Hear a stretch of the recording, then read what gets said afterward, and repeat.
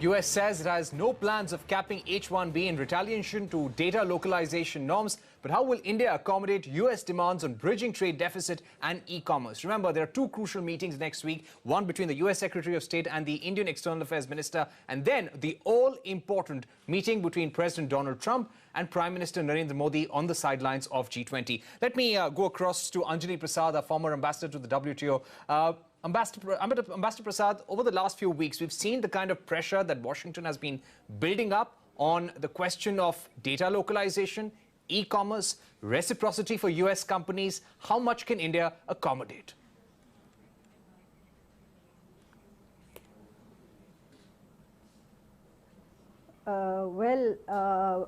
On e-commerce, we are taking a certain position multilaterally. But on the bilateral front, I do not think we will be able to do very much, because the FDI policy has been recently tweaked by the government for the infant industry and the brick and mortar stores in India. And it is, I think, difficult to roll that back bilaterally at this stage. In the multilateral forum, we are opposing rules on e-commerce at the moment. So that is the position. I think perhaps that is what will be stated, but one can only wait and watch. On data localization, I think the government is open to considering. I think the government is open to considering the views of industry, and they have sought comments of industry on the new rule. All right. So three key things. There's not much that we can do on FDI. India would be opposing the new e-commerce rules that the US government is proposing. And let me go across to Ambassador Meera Shankar. Ambassador Meera Shankar, at this stage, India, would you say, has limited options when it comes to bridging this trade deficit and giving in to President Donald Trump's demands? Well, firstly, let me mention that the trade deficit that the US has with India is very small. And it's been reducing. US exports to India have been increasing. We've been buying aeroplanes, we've been buying oil and gas from the US. And these are things which will only grow in future.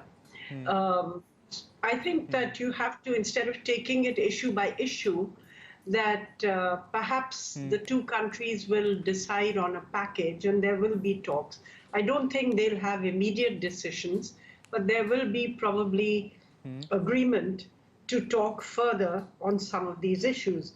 Now, we've been talking for some time, and India had, in fact, was one of the few countries which had deferred, imposition of retaliatory tariffs to the tariffs that the US had imposed on steel and aluminium. All their allies, Canada, Mexico, Europe, everybody had imposed retaliatory tariffs pretty soon. And we had done this to give time to try and reach a package. At the end of the day, India also has certain demands. For instance, on the H-1B issue, I think our companies have been finding it quite difficult because processing, through executive orders, not through change in legislation, but through executive orders, the processing of H-1Bs has become far more difficult and far more unpredictable, making, raising the costs for our companies. So I think there are issues from both sides on the table, and there will have to be some give and take. What that will eventually be, I think there will have to be some give and take. We'll have to wait and watch. Ambassador Vishnu Prakash, yesterday there was a report that US was planning to cap H-1B visas for India to 10 to 15% of the annual quota. Today, the State Department denied that report. But do you get a sense that this is one issue that the US government could use to turn the screws on India? And this is a scenario we'll have to be prepared for?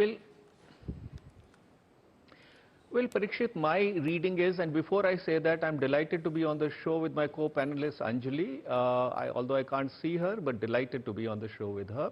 Now, as far as I see it, US is testing waters and is trying to probe, trying to see how far India can be pushed, how far India will go. H-1B visa issues is certainly an issue, but let us also keep in mind that the e-commerce companies, the IT companies in the Silicon Valley are opposed to putting any caps, because while India gains, so does the US technology, so does US R&D and innovation. And already the State Department has said that they don't have that plans, but I cannot draw any comfort, because very often there is daylight between the White House and the State Department. So certainly we need to be careful, but I think that, you know, it is going to be a bit of back and forth. Permit me also to talk about the other issues of concern for the US. While we have our position, let us be fair. US also has its position on all the issues, you know, whether it is capping, putting a price cap on stents, etc., or data localization or whatever. So we need to talk to the US.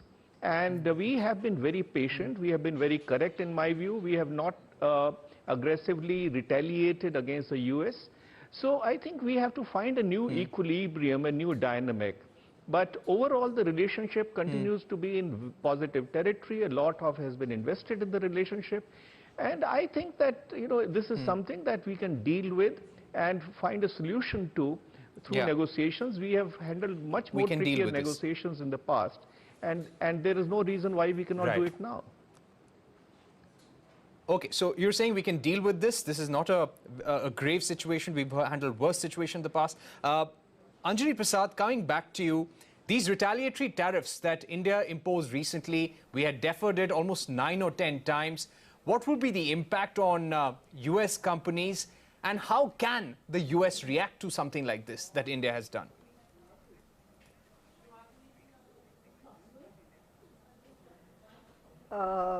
Thank you, Parikshit.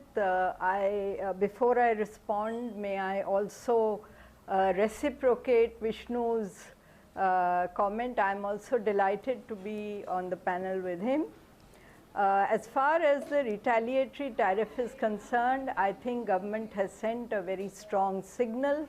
It is completely warranted, and it is not as if we have done it immediately. As Ambassador Meera Shankar put it, we had a fair amount of to and fro. We had discussions, we had negotiations, but the US did not roll back its decision on the steel and aluminium tariffs, and then went ahead and withdrew the GSP preferences.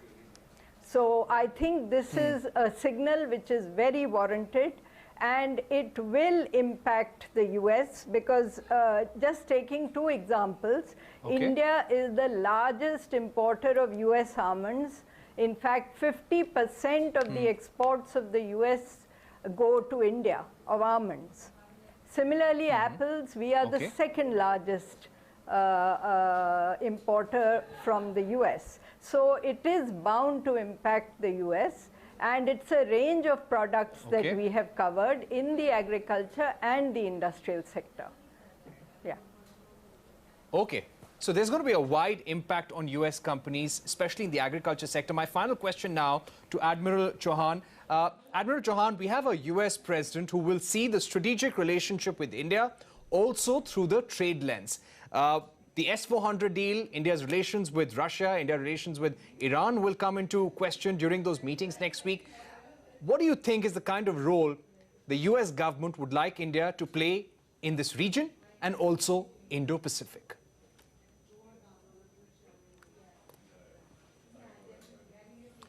Okay, so that's a particularly germane question, so let me address that squarely. First of all, I want to say that your comment that President Trump tends to look at the strategic relationship through the trade lens may not actually reflect the truth. It is fashionable for us to say unkind things about some parts of the American leadership, but in fact it is my belief that American leadership is quite aware of the strategic significance of countries like India. And while every government has some silos through which or within which they operate, and therefore it seems that one is looking at a larger picture through the lens of a more immediate one, albeit a narrower one. So I do not think that the Americans are quite so strategically poor that they cannot see the woods for the trees in this case. In any case, only a few days ago, the United States released their Indo-Pacific strategy, and India figures quite centrally in that. So there is some segment of India which believes that India is not very important to the USA. This, I think, is completely wrong. The USA needs India as much as India needs the USA, and I dare say in some segments the USA probably needs India more. This India that we are talking about is strategic India, and in the Indo-Pacific it is most manifestly reflected in maritime capability. So maritime capability within India and the military naval capability in India is quite a leader in this. S-400. How much of an impact does S-400 have? Admiral Chauhan, unfortunately, S-400? I think we're talking about apples and oranges.